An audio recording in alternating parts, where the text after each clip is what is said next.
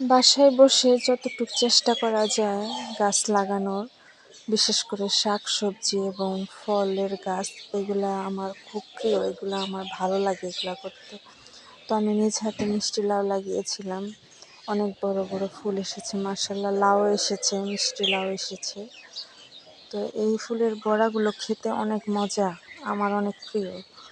তাই আমি সকাল সকাল আসছি ফুলগুলো ওঠানোর জন্য। তো এত ছোট গাছে অনেকগুলো ফুল ধরছে, আসলে কল্পনার বাহিরে। নিজ হাতে গাছ লাগানো, সেই গাছের শাক পাতা, ফুল খাওয়া, ফল খাওয়া, এটা অনেক আনন্দের।